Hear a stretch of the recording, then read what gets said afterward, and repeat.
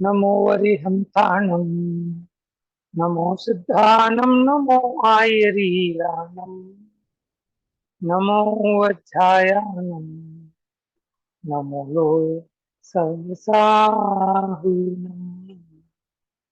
मोक्षमार्गस्य नेतारं भेत्तारं कर्मभूतताम् ज्ञातारं विश्वतत्त्वानां वन्दे तद्गुणलब्धये।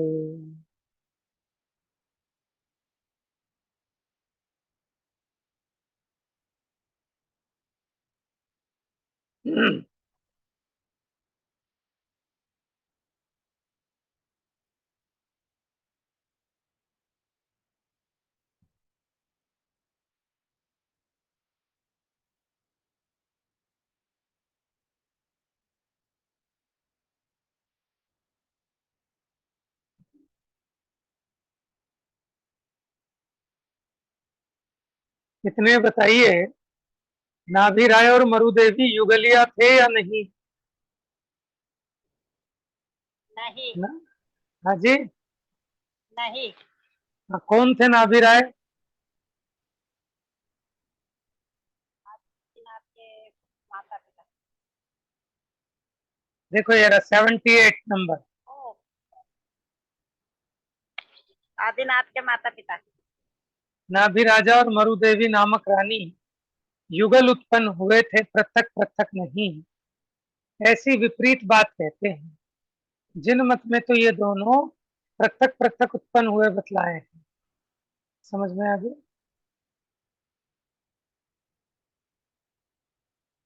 तो चार अनुयोगों की चर्चा अपनी चल रही थी। चार अनुयोगों में जो आपस में विरोध नजर आता है, उसका निराकरण यहाँ चल रहा था। और अगला प्रश्न हमने स्टार्ट किया था,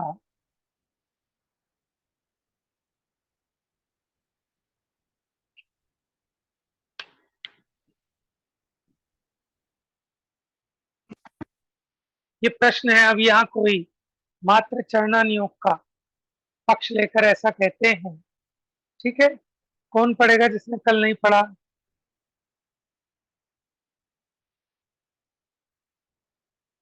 मैं पढ़ू भैया, हाँ पढ़ो।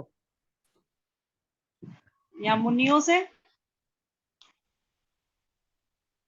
अब यहाँ कोई मात्र चरणानियोग का पक्ष लेकर। ठीक है। अब यहाँ कोई मात्र चरणानियोग का पक्ष लेकर ऐसा कहता है कि जीव और कर्म का स्वरूप, जीव, उद्गल, धर्म, अधर्म, आकाश, काल, इन 6 द्रव्य, 7 तत्व, 9 पदार्थ आदि का स्वरूप तो जैसा है वैसा है ही। उन्हें जानने से क्या सिद्ध होगा? यदि हिंसा आदि 5 पापों का त्याग कर अहिंसा आदि रूप व्रत का पालन किया, अहिंसन, उपवास आदि तप किया, अरहंत आदि की पूजा, स्तवन आदि भक्ति की, सिद्ध क्षेत्र आदि तीर्थों की यात्रा की, दान दिया, विषय आदि का त्याग कर संसार से उदासीन रह वन में निवास किया, इत्यादि शुभ कार्य करने से आत्मा का हित होता है।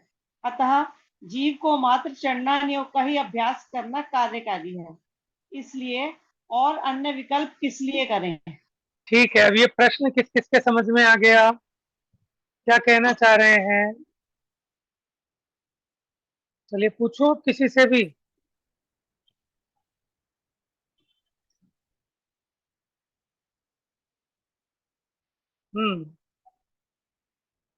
चलिए बताइए, अपने आप ही बताइए अभी, जो बताना चाहें। क्या समझ में आया प्रश्न में? हम्म बताओ शिवानी, बताओ जल्दी।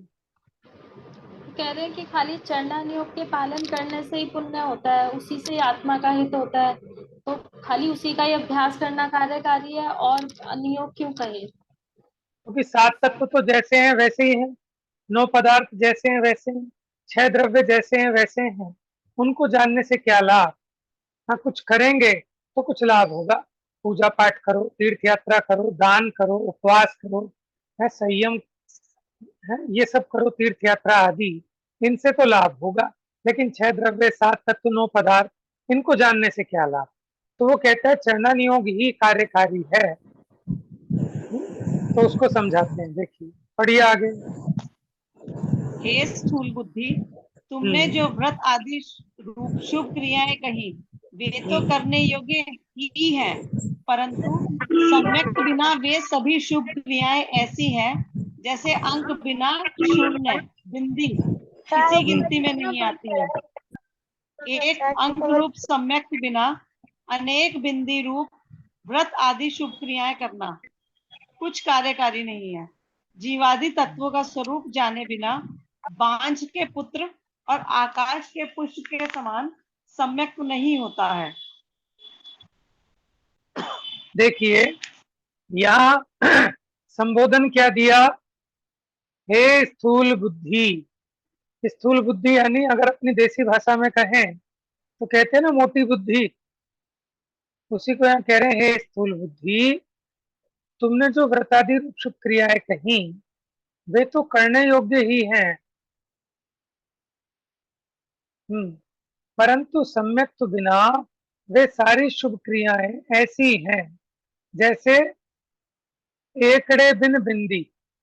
एकड़े बिन बिंदी माने आपने 4 जीरो लगाई लेकिन उसके शुरू में कोई भी अंक नहीं लगाया, तो उसका क्या लाभ? ठीक है, उसी प्रकार वो किसी गिनती में नहीं है, चाहे आप कितने भी जीरो लगाएं। और अंक के स्थान पर सम्यक्त्व है, उसी प्रकार सम्यक्त्व के बिना, सम्यक्त्व रूपी एकड़े के बिना व्रतादि रूप जितनी भी बिंदी लगाओगे वो बिना एकड़े के कार्यकारी नहीं है।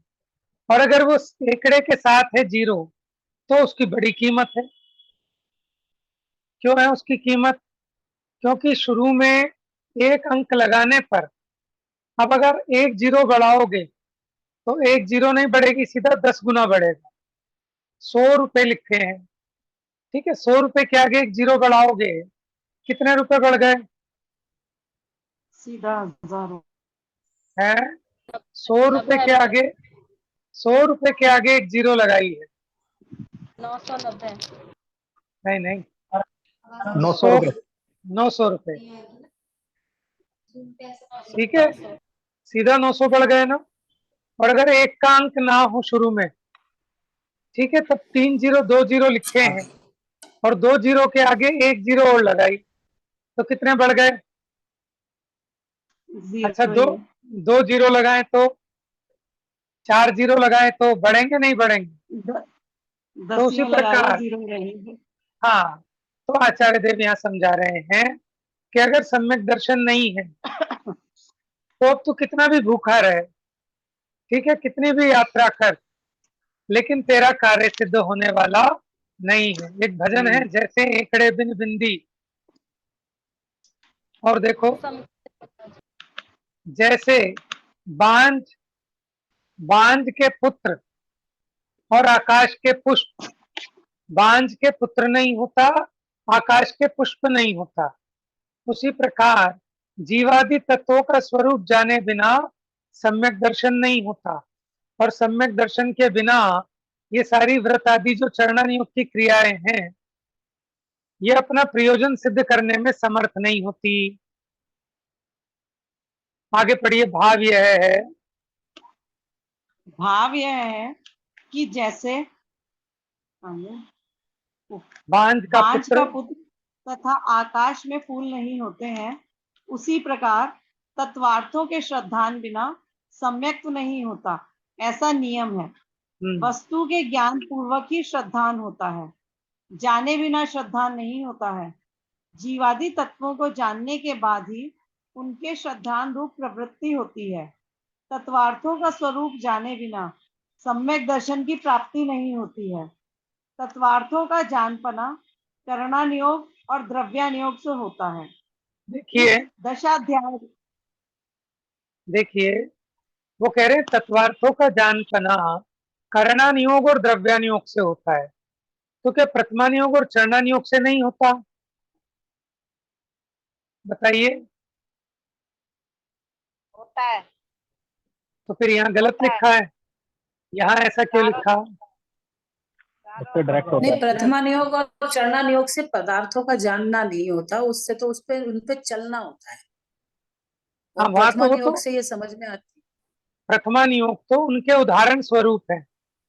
प्रथमा नियोग क्या है कि उनके उदाहरण स्वरूप है, उसमें मुख्यता नहीं है इनको समझाने की। वो तो इसके एग्जाम्पल है, उदाहरण है, उसमें दृष्टांत है कि देखो कितने कितने भवों तक ये जीव इसने जो परिणाम किया था उसका फल भोगता रहा। तो कर्णा नियोग और द्रव्य नियोग इसलिए कह रहे हैं, द्रव्य नियोग शुद्ध जीव का निरूपण करता है, ठीक है, स्थूल निरूपण करता है, सामान्य निरूपण करता है, प्रयोजन परक भेद विज्ञान में कार्यकारी। और कर्णानुयोग उसी का सूक्ष्म निरूपण करता है, उन्हीं तत्वार्थों का, जैसे जीव का और पुद्गल का। अब जीव, संसारी जीव, मुक्त जीव, संसारी जीव के कैसे परिणाम, पुद्गल में कर्म आदि के, और जो पुद्गल वर्गणाएं हैं उनका सूक्ष्म निरूपण कर्णानुयोग में। इसलिए मुख्यपने द्रव्यानुयोग में सामान्य निरूपण है, कर्णानुयोग में विशेष निरूपण है, प्रथमानुयोग इनके उदाहरण स्वरूप है, ठीक है। और चरणानुयोग जिनको ये तत्वार्थ समझ में आते हैं उनका आचरण कैसा होता है वो बताने के लिए चरणानुयोग है, ठीक है। अच्छा, दूसरा इसमें कहा था वस्तु को जाने बिना वस्तु की श्रद्धा नहीं होती। इसका मतलब किसे समझ में आया? कोई एग्जाम्पल देंगे आप? वस्तु को जाने बिना वस्तु की श्रद्धा नहीं होती। जैसे अगर हमें ये जान श्रद्धा नहीं करे जब तक। बोलिए आप। बोलो बोलो, एक एक करके बोलो।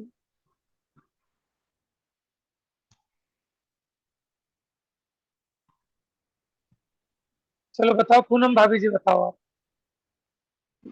जैसे कि अगर जब तक हम आपको जानेंगे नहीं, जाना नहीं होता हमने कि भाई हमें ये पता ही नहीं है, हमें पता ही नहीं है कि आप सही बात बोलोगे कि गलत बोलोगे, तो हमें आप पे श्रद्धांत थोड़ी ना होगा। या ठीक है। जैसे जिनवाणी की भी बातें हैं, जब तक हमें ये लगेगा कि ऐसे ही है, कुछ भी है, तो हमारे को कैसे श्रद्धान हो जाएगा? हम सुनेंगे ही क्यों? अपना टाइम क्यों लगाएंगे उसके ऊपर? ठीक है। तो जाने बगैर तो जगत में कोई भी चीज है, दूध भी पी रहा है इंसान पैसे खर्च करके, कोई खाना खा रहा है, कुछ भी खा रहा है, अगर हमें उसका ये ज्ञान ही नहीं है कि इससे हमें कुछ फायदा होता है, तो हम उसका श्रद्धान हो ही नहीं सकता। हम उसे क्यों खाएंगे, क्यों पिएंगे? ठीक बात है। और बताइए, कौन बता रहा था? जैसे कि भैया जैसे कि कोई जीव है, कोई भी इंसान है, उसको कभी उसने देखा नहीं, सेब का स्वरूप नहीं पता उसको कैसा होता है, लाल होता है या कैसा होता है।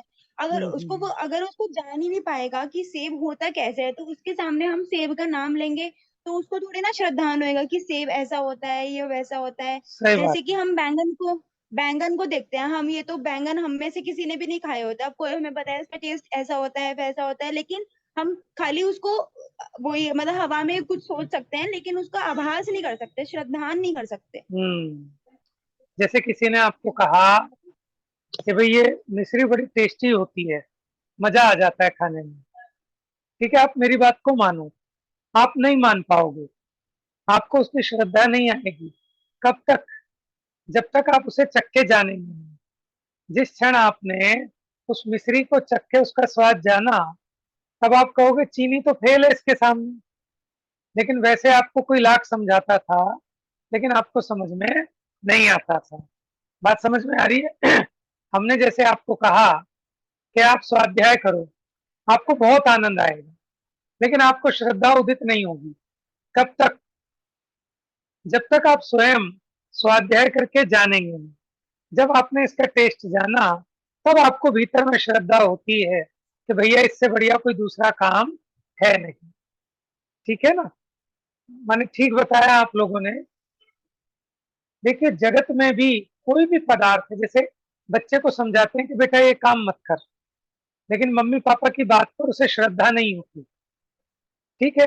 लेकिन जब जिंदगी में वो ठोकर खाता है, माने वो उसके ज्ञान का विषय बनता है, तब उसको अटूट श्रद्धा होती है कि पापा ठीक कहते थे, मम्मी ने सही कहा था, मैंने माना नहीं। समझ में आया? तो पहले ज्ञान होता है, फिर उसका श्रद्धान होता है। यहाँ श्रद्धान का मतलब है प्रतीति। समझ में आया? श्रद्धान का मतलब क्या है?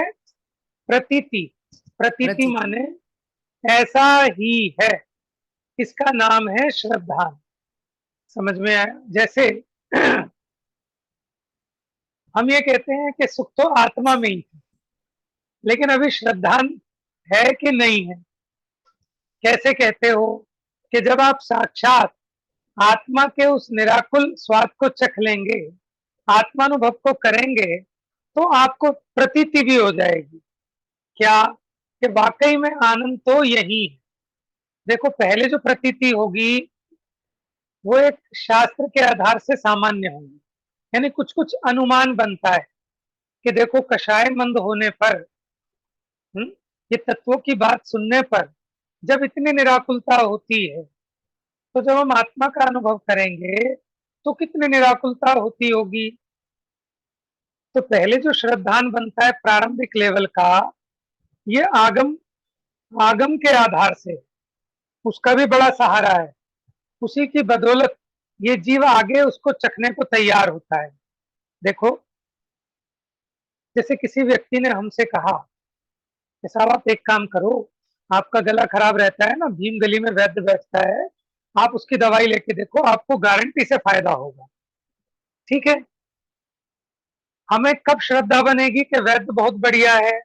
कि जब हम उसकी दवाई खाएंगे और हमारा रोग मिट जाएगा। असली श्रद्धा तो तब होगी। लेकिन अभी इस व्यक्ति ने कहा है, लेकिन ये व्यक्ति तो ऐसे ही है। ठीक है, तो हम उस वैद्य की दवाई चखेंगे भी नहीं, लेकिन फिर हमें किसी विश्वास पात्र, जो हमारे भरोसे का व्यक्ति है, उसने कहा कि भैया मैं सच कह रहा हूं, बहुत गजब का वैद्य, आप मेरे कहने से एक बार दवा ले लो। अब अगर वो व्यक्ति प्रामाणिक है, तो हम उसके कहने से उस वैद्य की दवा लेके देखेंगे, और जब उस वैद्य की दवा लेंगे, फिर जो लाभ होगा, अब जो श्रद्धा होगी, इन दोनों श्रद्धा में अंतर है। लेकिन ये बाद वाली श्रद्धा में पहले वाली उस व्यक्ति की श्रद्धा कारण है। उसी प्रकार सम्यक दर्शन में देव शास्त्र गुरु के श्रद्धान को सम्यक दर्शन कहा। वो क्यों कहा? कि अगर देव शास्त्र गुरु का भी श्रद्धान नहीं होगा, उनके कहे हुए तत्व को परिचय में ही नहीं लाएगा, उनके कहे हुए तत्व को जानेगा ही क्यों, शास्त्र को पढ़ेगा ही क्यों? और जब ये शास्त्र पढ़ेगा, स्वाध्याय करेगा, इसे आत्मा में निराकुलता होगी, तब इसको सच्ची श्रद्धा होगी। ठीक है, इसलिए देव शास्त्र गुरु की श्रद्धा वो भी बहुत उपयोगी है। अगर किसी को देव शास्त्र गुरु की श्रद्धा ही नहीं है, तो वो परिचय ही नहीं करेगा आत्मा का, है ना? पूछिए क्या भैया पूछ मुझे रहे एक हैं? डाउट है। पूछो। मेरे को ये डाउट है कि एक एक तो ये डाउट, दो डाउट है। एक हम्म तो ये है कि जैसे कहते हैं कि कई बार युगल जी वगैरह के प्रवचनों में सुना है कि पहले तू छापे की मतलब तू नॉवल पढ़ता था, अब तू शास्त्र पढ़ता है। तो मुझे कभी कभी लगता है कि हाँ भाई, हमें तो मजा तो आता है, मतलब आनंद आता है जिनवाणी पढ़ने में, बहुत आनंद आता है। क्योंकि मैं पहले ना हम्म बहुत नॉवल पढ़ती थी, सच में हम्म बहुत नॉवल हम्म पढ़े हैं मैंने। हम्म तो उसमें भी मुझे मजा आता था। हम्म और लेकिन अब मैं ये पढ़ती हूँ, तो जब से मैं जिनवाणी पढ़ने लगी हूँ, मुझे उसमें कोई मजा नहीं आता, मतलब झूठ लगता है, और अब ये अच्छा लगता है। तो कभी हम्म। कभी अपने पे ही डाउट होता है कि क्या मैं वो नॉवल जैसा ही मजा ले रही हूँ क्या इसमें। देखो और उस दूसरा पूछो पूछो। और दूसरा ये होता है कि मतलब हम मंदिर भी तो अपने स्वार्थ की वजह से ही तो जा रहे हैं। मतलब अगर हमें पापों का भय नहीं होता तो हम क्यों जाते हैं? तो मतलब फिर हम सच्ची श्रद्धा से कहाँ जा रहे हैं? ठीक बात है। बस अभी ये पहले, दो प्रश्न है। हाँ, पहले प्रश्न का जवाब सुनिए, सबको सुनाई दिया प्रश्न? पहला प्रश्न ये है कि हम अपनी परिणति को कैसे तोलें, कि कहीं ऐसा तो नहीं कि हमने सिर्फ इसे कर्ण इंद्रिय का विषय बना लिया। जैसे हमें फिल्म देखने में मजा आता था, जैसे हमें नॉवल पढ़ने में मजा आता था, कहीं वैसे ही तो मजा नहीं ले रहे स्वाध्याय करने में। तो देखिए, सबसे पहली बात, नॉवल आदि में विषय कषाय का पोषण होता है। ठीक है ना? वहां काम भोगों की कथा होती है, और यहाँ काम भोगों के त्याग की कथा होती है। आप समझना, दोनों में बड़ा जमीन आसमान का अंतर है। जिसको काम भोगों के पोषण की कथा अच्छी लगेगी, उसको काम भोगों के त्याग की कथा अच्छी लग नहीं सकती। जिसको काम भोग के त्याग की कथा अच्छी लग रही है, ये उसकी अच्छी होनहार का परिचायक है। समझ में आ रहा है? और ये जो उपदेश देते हैं ना, कि कहीं ऐसा ना हो कि पहले नॉवल पढ़ते थे और अब ये पढ़ने लगे, ये तो उन जीवों के लिए है कि जो देखा देखी, उनको सच्चा आनंद नहीं आता यहाँ पर। जो नॉवल की तरह इसको पढ़ेंगे ना, उसको आनंद ही नहीं आएगा।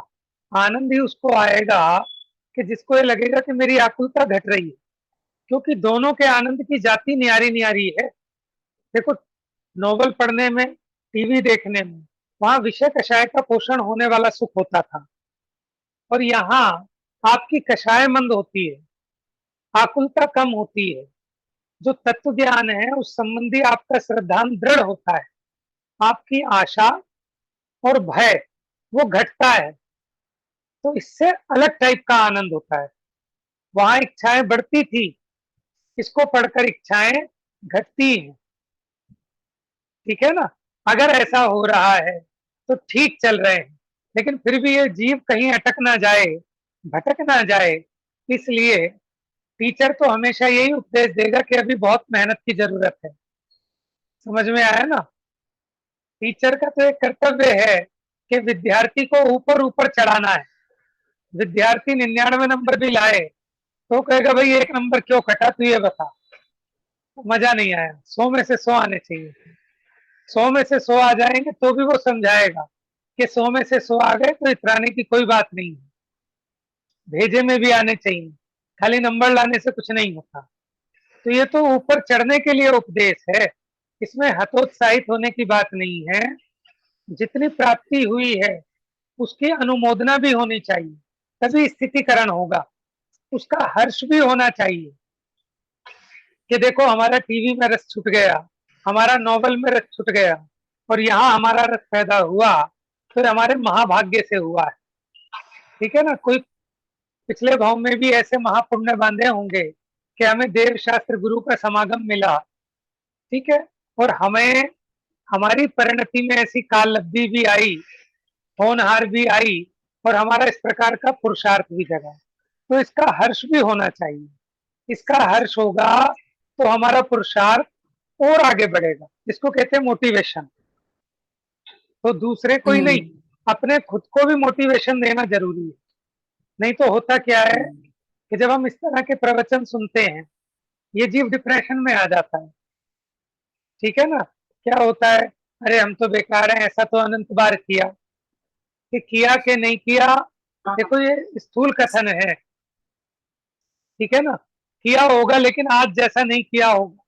सिंपल सा तौर हमारे पास है, आपके परिणामों में शांति हो रही है कि नहीं हो रही है। हम अपने लाभ को खुद आकलन कर सकते हैं, और हर एक जीव की योग्यता न्यारी न्यारी है। ठीक है? ऐसे भी जीव मिलेंगे जैसे भरत चक्रवर्ती, 96,000 रानियां हैं। ठीक है? सारे 5 इंद्रिय के भोग भी हैं, युद्ध लड़ने भी जा रहे हैं, लेकिन समुद्र देखा और वहीं बैठकर आत्म ध्यान में लीन हो गए। तो ऐसी मिश्र दशा भी चलती है। लेकिन जो काम भोग में उपयोग जाता है उसका निरंतर प्रतिक्रमण भी होता है। ठीक है? उस परिणति से हटाहटी भी होती है, लेकिन निचली भूमिका में ऐसी मिश्र दशा रहती है कि आपको बाहर का भी कौतूहल रहता है और यहाँ का भी कौतूहल रहता है। जब यहाँ होते हैं तो वो रूखा लगता है, लेकिन जब वहां लगते हैं तो कषाय तीव्र होती है ना?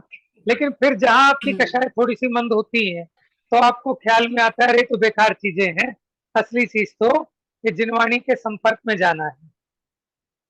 तो अभी प्रारंभिक भूमिका में किसी प्रकार का अंतर्द्वंद चलता है ज्ञानी के जीवन में, लेकिन उसमें विजय इसकी अंतर्मुख परिणति अंत में जीतती है। देव शास्त्र गुरु की उंगली पकड़ के चलेगा तो ये इस भव समुद्र से पार उतर जाएगा, और अगर इसने देव गुरु धर्म का, ठीक है, उनका सहारा छोड़ दिया तो इस मझधार में डूब जाएगा। तो आपके पहले प्रश्न का जवाब मिला कि हमें समझ में आता है कि हमारी परिणति में जमीन आसमान का फर्क है। एक खाली कौतूहल बुद्धि से, जैसे मान लो हम तीर्थ स्थान पे गए तो हम घर पे बैठे बैठे बोर हो गए, बहुत दिन हो गए घूमे नहीं, ठीक है ना। वहां तो हमारा प्योर उद्देश्य है घूमने का ही रहता है। समझ में आया कि चलो इस बहाने आउटिंग हो जाएगी और थोड़े दर्शन वर्शन भी हो जाएंगे, थोड़ी परिणति भी शायद सुधर जाए, है ना।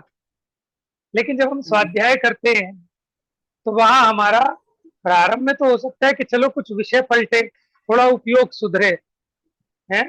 लेकिन जब हम उसे पढ़ते हैं उसमें उपयोग तन्मय होता है, तो कषाय और मोह मंद होता है। जब मोह और कषाय मंद होता है तो जीव का लाभ होता है। और देखो, जीव के करने योग्य पुरुषार्थ तो यही है, लेकिन बार बार अपनी परिणति को संभाले कि किसी कषाय के कारण तो नहीं कर रहा, लोग धर्मात्मा कहेंगे इसलिए तो नहीं कर रहा, जगत में पूजा प्रतिष्ठा होगी, ठीक है, या पुण्य बंधेगा। अच्छा, दूसरा आपका प्रश्न, पुण्य बंधेगा इसलिए जाते हैं, तो सही बात है, जाना ही चाहिए। अगर अभी आपको इच्छा है किसकी, पुण्य की सामग्री की, तो पुण्य दुकान खोलने से नहीं होता, दुकान को ताला लगाकर मंदिर जाने से होता है। आप जो प्रतिदिन के कार्यों में आरंभी हिंसा करते हैं उसमें कितना पाप उपार्जित करते हैं, उस पाप को धोने का उपाय जिनेंद्र भगवान की पूजन दर्शन है, तो इसलिए करना ही चाहिए, इसमें कोई आपत्ति थोड़ी है। हाँ, अब प्रश्न ये खड़ा होता है कि देखो ये तो हमारा लौकिक प्रयोजन है, तो बात बिल्कुल ठीक है तो लौकिक प्रयोजन, लेकिन जब तक हमें इच्छा है, अब इतना तो सुधार हुआ ना। पहले जब हमें इच्छा होती थी तो हम हाथ फैलाते थे, गिड़गिड़ाते थे, किसके आगे, जहां से मिलना नहीं। अब भी जो हम भगवान के पास जाते हैं, भगवान के पास जाकर भगवान से नहीं मांगते कि हे भगवान मुझे मेरी दुकान अच्छी चले, मेरे को अनुकूल संयोग मिले, ऐसा हम नहीं मांगते, क्योंकि हमें साइंस समझ में आ गया। हम किस लिए जाते हैं मंदिर, अपने परिणामों की विशुद्धि के लिए, क्योंकि परिणामों की विशुद्धि होगी तो बाहर की अनुकूलताएं अपने आप मिले ही मिलेंगी। लेकिन अनुकूलताओं से सुखी हो जाएंगे, ये अभिप्राय ठीक नहीं है, लेकिन वो अभिप्राय भी धीरे धीरे सुधरेगा। जब हम जाएंगे मंदिर में, परिणामों की विशुद्धि होगी, शास्त्र स्वाध्याय करेंगे, तो ये अभिप्राय भी सुधर जाएगा, ठीक है ना। अपने को अपनी भूल ज्ञान में रहनी चाहिए, निषेध नहीं है। देखो आपके पेट में दर्द है तो आप हॉस्पिटल जाना कि मंदिर जाना, ये बताओ। पेट में दर्द है तो डॉक्टर के जाना पड़ेगा। पेट में दर्द है तो डॉक्टर के जाना, ठीक है। अभी हमें ऐसी श्रद्धा है इसलिए लगता है, लेकिन सच बताऊं आपको कि कोई भी प्रतिकूलता हो, ये तो एक पेट का दर्द का एग्जाम्पल लिया, घर में, शरीर में, ठीक है, मानसिक, शारीरिक कोई भी कष्ट हो तो हमें डॉक्टर याद आता है, देव गुरु शास्त्र याद नहीं आते, सम्यक दर्शन याद नहीं आता। इसका मतलब अभी हमारी देव गुरु शास्त्र पर श्रद्धा नहीं है। बात समझ में आ रही है? क्यों? क्योंकि हमें तो पता है ना, पेट दर्द डॉक्टर की दवाई लेते लेते भी ठीक नहीं होता, और बिना डॉक्टर की दवाई लिए भी क्षण में ठीक हो जाता है। तो अगर निमित्त कारण भी देखें तो डॉक्टर अपने पेट का दर्द तो ठीक कर ले पहले, ठीक है। डॉक्टर के पेट में दर्द हो, वो कितनी भी गोली खाए, कई बार गोली भी असर नहीं करती है। 1.5-2 साल पुरानी बात है, शिवानी को शाम से पेट में दर्द होना चालू हो गया, पूरी रात ये भी जागी और मैं भी जागा, पूरी रात बैठी रही, और दुनिया भर के हम उपचार करते रहे जो कर सकते थे, सारे देसी उपचार किए। अब इसने हिम्मत छोड़ दी 4 बजे कि बस अब ले जाओ हॉस्पिटल। हॉस्पिटल में एडमिट किया, उन्होंने 4-6 इंजेक्शन ठोक दिए, पेन किलर भी और उल्टी के भी, इसके भी उसके भी। अल्ट्रासाउंड वगैरह किया कि सब ठीक है, कोई दिक्कत नहीं, छुट्टी दे दी। पेट दर्द फिर भी ठीक नहीं हुआ, फिर हम ले गए दूसरे हॉस्पिटल, वहीं की वहीं। दूसरे हॉस्पिटल वालों ने भी सारी डोज, वही दुनिया भर के इंजेक्शन, पेन किलर और वॉमिटिंग के सब लगा दिए, वहां भी अल्ट्रासाउंड सब कर दिए और डबल डोज। पेन और किलर मेरा से भी दर्द ठीक नहीं हुआ। नहीं हुआ, नहीं हुआ, ठीक है, भयंकर। फिर हम अल्ट्रासाउंड कराने चले गए करकड़ूमा, वहां एकदम ये कांपने लगी भयंकर रूप से, ठंड लगने लगी, क्योंकि उन्होंने ग्लूकोज वगैरह भी चढ़ाया ज्यादा। और डॉक्टर ने चिल्लाने लगे, अरे ले जाओ ले जाओ, कोविड का केस है। इसको हॉस्पिटल में एडमिट कराओ, टेस्ट कराओ। हम इसे लेके घर आ गए अपना, ठीक है, घर आ गए, फिर थोड़ी बहुत मेडिसिन वेडिसिन करते रहे, थोड़ा थोड़ा धीरे धीरे आराम पड़ गया, ठीक है। तो मैं कह रहा हूँ ये हमने साक्षात अनुभव किया कि जोरदार पेन किलर भी लगा लिए, एक हॉस्पिटल वालों ने लगा लिए जितने कम था उनमें, फिर दूसरे हॉस्पिटल वालों ने डबल डोज लगा ली, लेकिन फिर भी कोई आराम नहीं पड़ा। और कई बार अभी एक दिन और उठा इसको दर्द, हमने छोटा मोटा ऐसे उपचार कर दिया और ठीक हो गया, कंट्रोल हो गई स्थिति। तो ये तो अपने पुण्य पाप के हिसाब से है, समझ में आया। कोई औषधि, कोई वैद्य मंत्र तंत्र काम नहीं आता। अगर उदय पलटेगा तो वो ठीक हो जाएगा। तो हमें डॉक्टर क्यों याद आता है? अपने परिणामों की याद क्यों नहीं आती कि मैंने ऐसे अपने परिणाम कैसे खराब किए थे। और दुख दर्द में माँ बाप याद आते हैं ना, कि जिनवानी ठीक कहती है कि अपने दुख को अकेले ही भोगना पड़ेगा, ना माँ बाप दर्द को बता सकते, ना पति बांट सकता। और जो मैंने किए हैं स्वयं कर्म शुभाशुभ फल निश्चय ही वो देती। अब ये विचार चलना चाहिए जीव को, लेकिन ये विचार नहीं चलता, डॉक्टर याद आता है। तो अभी तो हमें इस पे फोकस करने की जरूरत है कि हमें देव शास्त्र गुरु का जो उपदेश है, अभी हमें उसी का भरोसा नहीं आ रहा। तो पहले जब तक देव शास्त्र गुरु की श्रद्धा नहीं होगी, समझ में आया, विषय भोगों में सुख नहीं है, आत्मा में सुख है, ये कैसे समझ में आएगा? ठीक है ना। इसलिए अभी तो मतलब मेरी तो सोच यही है, मैं तो यही मानता हूँ और यही उपदेश देता हूँ कि आपको कुछ भी चाहिए ना, आप मंदिर जाओ, आपको सब कुछ मिलेगा। आपको पैसा चाहिए, ठीक है, आपको स्वास्थ्य चाहिए, आपको आज्ञाकारी पुत्र पुत्री चाहिए, आपको अनुकूल पत्नी पति चाहिए, ये सब मिलेगा मंदिर जाने से। तो उसका साइंस है, भगवान नहीं देंगे। जब आप मंदिर जाएंगे, आपकी विषयों संबंधी इच्छा अपने आप घटेगी, मोह मंद होगा। तो जैसे संयोग है ना सारे के सारे, यही भले लगने लगेंगे, क्योंकि आप अपनी इच्छा से दुखी थे और इच्छा मिट जाएगी तो यही सब आपको ठीक लगने लगेंगे। आप कहोगे वाह भाई वाह, गजब हो गया, ये बेटा कभी कहना नहीं मानता था, आज इसने मेरी एक बात मान ली। समझ में आया, मानता पहले भी था, पहले हम इसलिए दुखी थे कि सब मान ली लेकिन एक क्यों नहीं मानी। अब इसलिए सुखी है कि भले 99 नहीं मानी लेकिन एक तो मान ली ना, तो दुखी हो रहा तो है भैया अपने। ये मंदिर जाने से थोड़ी होगा, ये तो स्वाध्याय से होता है। तो अब कैसे स्वाध्याय बताएंगे? मंदिर जाएगा, वही तो निमित्त है ना इसको स्वाध्याय आदि का, बिना मंदिर के कहाँ निमित्त है, ठीक है। और ये जो ऑनलाइन तो अब ये चलो घर अभी में ही चल तो गया, करते हैं। आप इसलिए कर रहे हो हम्म। क्योंकि आप मंदिर जा चुके हो, मंदिर से ही तो जुड़े हैं ना हम लोग। आप अगर मंदिर नहीं हाँ गए ये होते तो मंदिर तो इसलिए ऐसा स्थान है कि जिसके माध्यम से अनेक ये बात जीवों सही। की धर्म की परंपरा प्रारंभ होती है। नहीं तो मंदिर में ताले लगा दो, ठीक है, तो धर्म की परंपरा ही खत्म हो जाएगी। अभी हमें विचार आया कि हम किराए पे लेके हम भी जरा बिहारों में जरा घूम आए, 2 4 6 महीने, ठीक है। लेकिन फिर ये विचार आया कि जो लाभ हमें यहाँ भीम गली मिलेगा वो वहां नहीं मिल पाएगा। हम सोचे कि भाई हमें करना तो ऑनलाइन है, ऑनलाइन और 2 3 क्लासें ले लेंगे, कि कितना ही ले लो, लेकिन क्षेत्र का भी बहुत बड़ा प्रभाव होता है।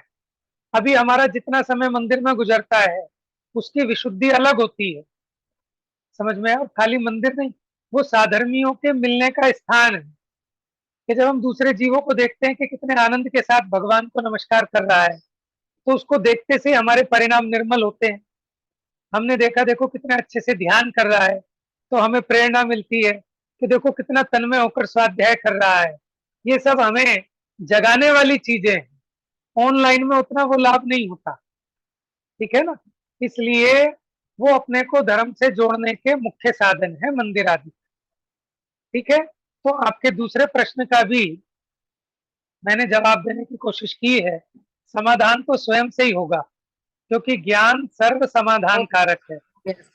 हो गया ना? बहुत अच्छा समाधान हुआ, धन्यवाद। अच्छा तो बाकी लोग भी समझने की बात है कि देखो, अपने को इच्छा लगती है तो उसका असली वैद्य ये तीर्थंकर भगवान है। तीर्थंकर भगवान है मतलब इनकी वाणी, जब हम इनके पास जाएंगे तो इनकी सुनेंगे भी, ठीक है, इनकी वाणी जिनवाणी है, उसी से अपने को समाधान मिलेगा, उसी से हमारे सारे दुख दूर होंगे। लेकिन एक बार अबोध बालक बन के हम अपने आप को इनके प्रति समर्पित तो करें, इनकी बात को माने तो, लेकिन हम तो अपने आप को ज्यादा अक्लमंद समझते हैं, इसलिए हमारा कल्याण नहीं होता। एक बार हम अपने आप को अज्ञानी मानकर, ठीक है, अपने को इनके सुपुर्द कर दें। जैसे वो भजन है, मैंने तेरे ही भरोसे भगवान भंवर में नैया डार दी। हम इन भजनों का मजाक तो बहुत बनाते हैं, लेकिन हमें भक्ति भावना की तरफ से समझना चाहिए। इसका अभिप्राय क्या है कि उसने अपनी श्रद्धा का समर्पण जो वीतरागी परमात्मा है उनके प्रति किया, कि मुझे पूरा भरोसा है कि अगर जैसा उपदेश आपने दिया है, अगर मैं आपका अनुसरण करूंगा तो मेरी नैया इस भव समुद्र से पार लग जाएगी। समझ में आया? तो ये जितने भी भजन हैं, जितनी पुरानी बातें हैं, हमें इसके मर्म को समझना होगा, ठीक है ना। अनेकांत से सब सिद्ध होता है और एकांत से सबका घात होता है। तो जो कोई भी उपदेश है, आपने ये बात बिल्कुल बहुत अच्छी बताई। इस बात से मुझे बहुत अच्छा समझ में आया कि भैया हम मंदिर गए थे तब तो हमें आप मिले या जिनवाणी है, हाँ, समझ में आई।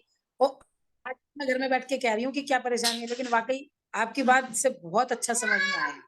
मुझे अभी भी याद है, आप इतनी दूर से स्कूटी पे दोपहर गर्मी में आते थे स्वाध्याय भवन, और श्रुति को लेके स्कूटी पे छोटी सी थी है, देखो वो हाँ संस्कार है ना। उस समय इसको नहीं समझ में आता होगा उतना, कल्पना बहन आई हुई थी जब, है ना। हाँ जी, हाँ जी। तो मैं अभी 2-3 दिन पहले यही मन में विचार आ रहा था, मैंने कहा देखो ये श्रुति है, इसको वो संस्कार है तो अब यहाँ जुड़ गई और इसको समझ में आता है। तो हम भी अपने बच्चों को लेके जाते हैं, भले उतना नहीं समझें, लेकिन जब कभी ऐसा काल आएगा तो वो एकदम वापस वो चीज आती है, अगर जीव के संस्कार है तो इसलिए साधर्मियों का ये मिलना, ये मंदिर में ही हो पाता है।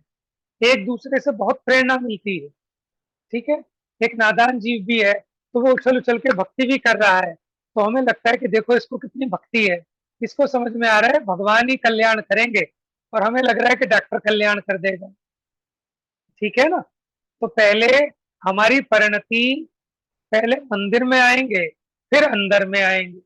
जो मंदिर में नहीं आया वो अंदर में नहीं आ पाएगा, ठीक है। तो ये चर्चा हुई। अभी आपका कल का एक प्रश्न ड्यू है, और बहुत अच्छा प्रश्न है कि जो क्रमबद्ध में होना होगा वही तो होगा, क्योंकि इस पर मेरी सोच थोड़ी अलग है? क्योंकि हम मुमुक्षु है ना, तो हमने तो क्रमबद्ध पर्याय पढ़ी है, तो हम एकांत नहीं है क्रमबद्ध पर्याय का। तो इसलिए हमने कल कहा था पुरुषार्थ से ही मोक्ष प्राप्त हुई। क्रमबद्ध पर्याय इसलिए बताई कि जीव को अधीर होने की जरूरत नहीं। आपने अपने बुद्धि प्रमाण जो कर सकते थे वो किया, और उसके बावजूद भी कार्य नहीं बन रहा, तो धैर्य रखो, ठीक है ना। धैर्य रखना ये भी एक पुरुषार्थ है।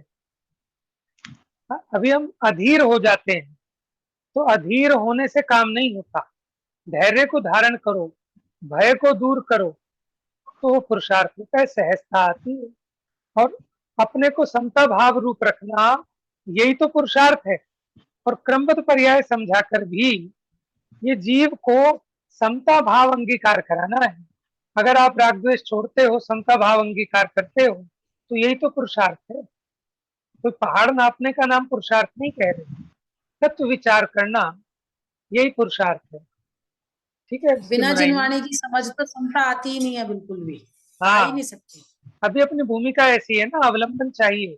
अरे तीर्थंकर गणधर परमात्मा, ठीक है, गणधर भी 4 ज्ञान के धारी, वो भी तीनों टाइम उनका प्रवचन सुनते हैं। वो कहते हैं कि मुझे क्या जरूरत है प्रवचन सुनने की, है, मैं तो 4 ज्ञान का धारी हूँ।